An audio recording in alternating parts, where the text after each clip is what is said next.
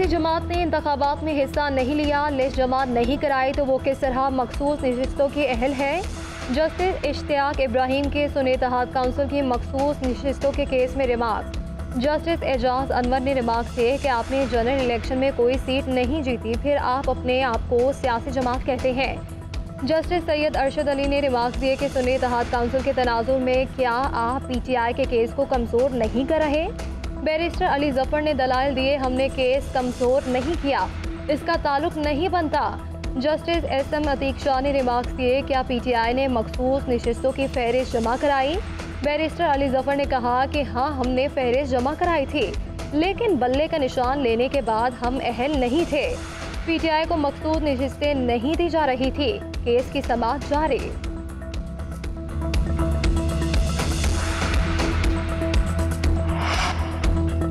वज़ीर-ए-आज़म ने चेयरमैन इरसा की तयनाती पर सिंध के खदशात का नोटिस ले लिया। शहबाज शरीफ और वज़ीर आला सिंध मुराद अली शाह के दरमियान राबिता। सूबाई वज़ीर आबपाशी जाम खान शोरो के मुताबिक वज़ीर-ए-आज़म ने चेयरमैन इरसा की तयनाती का नोटिफिकेशन वापस लेने की यकीन दहानी करा दी।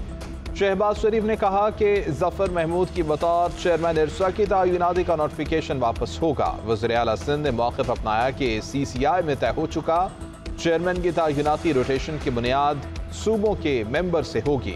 वज़ीर-ए-आज़म ने वज़ीर आला सिंध और महकमा आबपाशी सिंध का मौक़िफ़ मान लिया।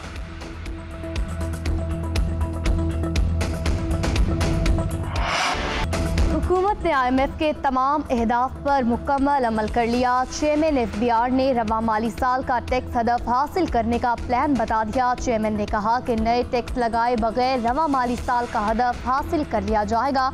IMF और हुकूमत पाकिस्तान के दरमियान मुज़ाकरात का आगाज़। IMF वफ़द का वज़ीर ख़जाना, गवर्नर स्टेट बैंक, वज़ीर तवानाई और चेयरमैन FBR से तारुफ़ी सेशन। IMF वफ़द ने मौशी इस्तेहकाम के लिए इक़दामात को खूब सराहा।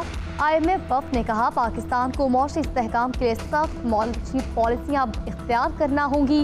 वज़ीर ख़जाना ने कहा, पाकिस्तान IMF के साथ मिलकर मौशी पॉलिसियों पर अमल पैरा है। स्टाफ लेवल मुआहदा हो गया तो $1.1 अरब किस्त की सिफारिश की जाएगी। मुज़ाकरात 18 मार्च तक जारी रहेंगे।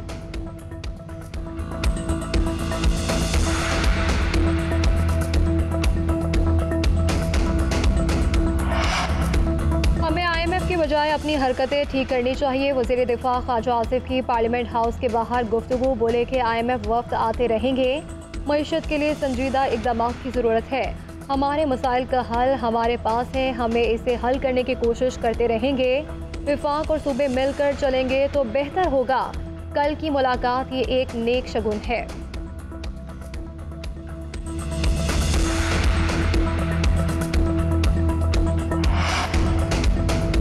सेनेट की 6 खाली नशस्तों पर इंतखाब के लिए पोलिंग का अमल जारी। वोटिंग शाम 4 बजे तक जारी रहेगी। इस्लामाबाद की 1, सिंध की 2 और बलोचिस्तान की 3 नशस्तों पर इंतखाबात हो रहे हैं। इस्लामाबाद की नशस्त पर यूसुफ रजा गिलानी हुकूमती इत्तेहाद और सुन्नी इत्तेहाद काउंसिल के इलियास मेहरबान उम्मीदवार।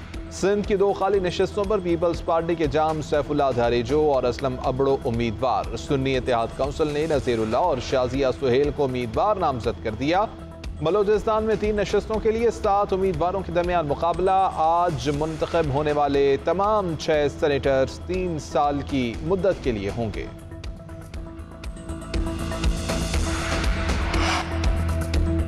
सेनेट इलेक्शन में हुक्मरान इत्तेहाद का पलड़ा भारी। वज़ीर आला खैबर पख्तूनख्वा अली अमीन गंडापुर के साथ मुलाकात बहुत अच्छी रही। ये रियासत पाकिस्तान सबको साझी है। SN इकबाल की पार्लियामेंट हाउस में गुफ्तगू। कहा, पाकिस्तान के अवाम इंतशार और महाजराई की सियासत का मुतहम्मिल नहीं हो सकते। वज़ीर आज़म ने वज़ीर आला खैबर पख्तूनख्वा को पैगाम दिया कि वफाकी हुकूमत तमाम वफाकी अकाइयों को साथ लेकर चलेगी। सहाफ़ी ने सवाल किया, आपकी हुकूमत ने गैर मुंतखब वज़ीर ख़जाना को कलमदान क्यों सौंपा। SN इकबाल ने जवाब देते हुए कहा कि आप थोड़ा इंतज़ार करेंगे, अगर एतराज़ बरकरार रहता तो बात करें। वज़ीर ख़जाना के मनसब पर तब्दीली हो सकती है। इलेक्शन कमीशन ने सेनेट की 48 नशिस्तों पर इंतखाबात का शेड्यूल जारी कर दिया। सेनेट इंतखाबात के लिए पोलिंग 2 अप्रैल को होगी। कागजात नामजदगी 15 और 16 मार्च को जमा करवाए जा सकेंगी। उम्मीदवारों के कागजात नामजदगी की जांच पड़ताल 19 मार्च तक की जाएगी। कागजात नामजदगी मंजूर या मुस्तरद होने के खिलाफ अपीलें 25 मार्च तक निपटाई जाएंगी। उम्मीदवारों की हतमी फहरिस्त 27 मार्च को आवेजा की जाएंगी।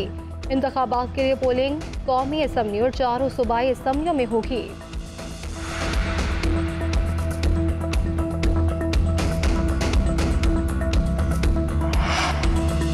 बानी बीटीआई से जेल मुलाकातों पर पाबंदी के ऑर्डर के खिलाफ दरख्वास्त पर समाअत। इस्लामाबाद हाई कोर्ट का सुप्रिंटेंडेंट अडियाला जेल और वकला को मैकेनिज्म बनाने का हुक्म। अदालत ने रिमार्क्स दिए कि दोनों फरीकैन बैठ कर एक मैकेनिज्म बनाएं और आगाह करें।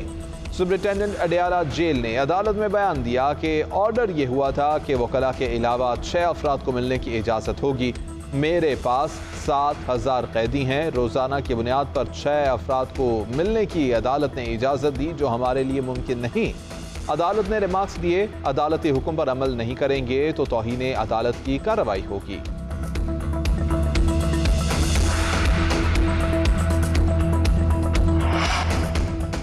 हसन और हुसैन नवाज के 3 रेफरेंसेस पर वारंट मंसूखी पर समाअत। एहतसाब अदालत ने दोनों के पेश होने तक समाअत में वक्फा कर दिया। मुआवन वकील ने अदालत में बताया कि हसन और हुसैन नवाज के वकील काजी मिसबाह दूसरी अदालत में मसरूफ हैं। वकील काजी मिसबाह 12 बजे तक पेश होंगे। जज ने रिमार्क्स दिए, हसन और हुसैन नवाज को अदालत ने आज तक ही रिलीफ दिया है, वो आज ही अदालत के सामने सरेंडर करें। साबिक वज़ीर आज़म नवाज शरीफ का बेटों के साथ पेश होने का इम्कान।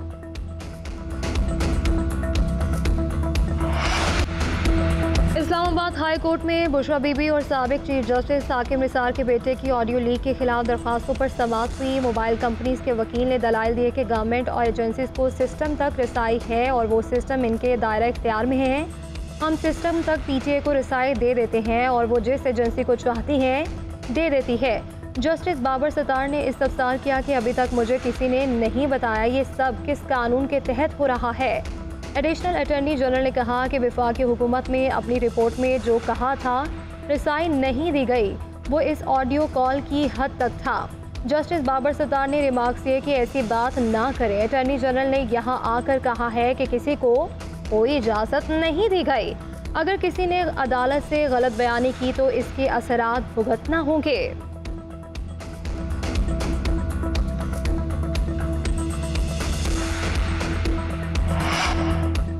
पाकिस्तान सीपैक के दूसरे मरहले की तरफ बढ़ने के लिए तैयार। सनती पार्क्स और एक्सपोर्ट जोन्स बनाने की मनसूबाबंदी कर रहे हैं। बेल्ट एंड रोड इनिशिएटिव इंतहाई बसीरत वाला मनसूबा है जो गुर्बत का खात्मा और सरमायाकारी बढ़ा रहा है। वज़ीर आज़म शहबाज शरीफ का चीनी मीडिया को इंटरव्यू, कहा कि गुर्बत के खात्मे के लिए चीन की तरक्की के मॉडल को नकल करना चाहिए। पाकिस्तान में जदीद टेक्नोलॉजी और ज़राई शोबों में सरमायाकारी की जाए।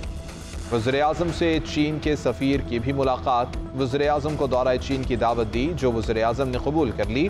वज़ीर आज़म ने कहा कि चीनी कंपनियों को पाकिस्तान में सरमायाकारी के वसी मौक़े मिलेंगे। वज़ीर आज़म से बहरीन नेशनल गार्ड्स के कमांडर की भी मुलाकात।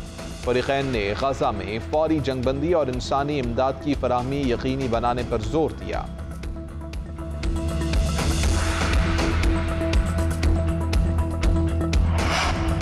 वफाकी हुकूमत वज़ीर आला खैबर पख्तूनख्वा अली अमीन गंडापुर को मर्जी की टीम देने पर रजामंद। सूबे के वाजिबात भी अदा किए जाएंगे। वज़ीर आज़म ने मुलाकात में वज़ीर आला खैबर पख्तूनख्वा के मुतालबात मान लिए। बानी पीटीआई से मुलाकात कराने की भी यकीन दहानी करवाई। अली अमीन गंडापुर की मुलाकात के बाद नून लीगी रहनुमाओं के साथ मीडिया को ब्रीफिंग, कहा हमें मुआशी मसाइल का इल्म है, विफाक के सामने ऐसा कोई मुतालबा नहीं रखेंगे जो पूरा ना हो सके। वज़ीर आज़म ने मुआशी सूरत हाल को मद्देनजर रखते हुए खैबर पख्तूनख्वा के तमाम जायज़ मुतालबात पूरे करने की यकीन दहानी करवा दी।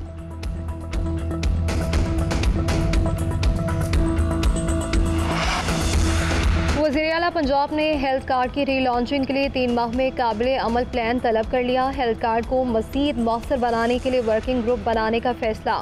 वज़ीर आला पंजाब मरियम नवाज ने मंजूरी दे दी। इजलास में हेल्थ इंश्योरेंस प्रोग्राम पर तफसीली ब्रीफिंग। हेल्थ इंश्योरेंस की रीलॉन्चिंग के लिए तजावीज़ और सिफारिशात पर गौर। मरियम नवाज का कहना था कि किसी गरीब को मुफ्त इलाज के हक से महरूम नहीं करेंगे। आम आदमी को इलाज मुआलजे की बेहतरीन सहूलतें फराहम करना चाहते हैं। हेल्थ कार्ड नून लीग का प्रोजेक्ट है, पायदार मैकेनिज्म के साथ री लॉन्चिंग करेंगे।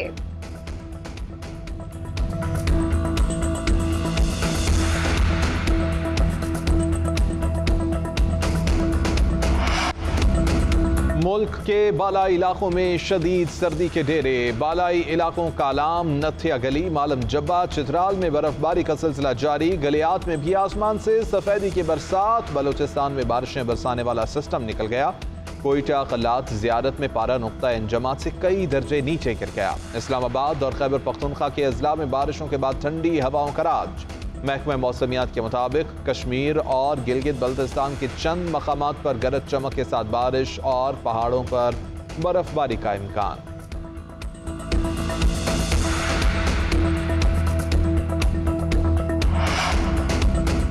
कराची के इलाके सोहराब घूट में पुलिस की मुबैना डकैती का मामला। SHO जमान टाउन राव रफीक ओहदे से बरतरफ। ईस्ट टाउन जोन पुलिस ने गिरफ्तार कर लिया। पुलिस इंस्पेक्टर से डकैती से मुतालिक पूछताछ जारी। पुलिस के मुताबिक पुलिस की गाड़ी में नामालूम अफराद ने 4 रोज कबल डकैती की वारदात की थी। मुल्जिमान ने ताजिर से 1 करोड़ 18 लाख रुपए लूटे थे।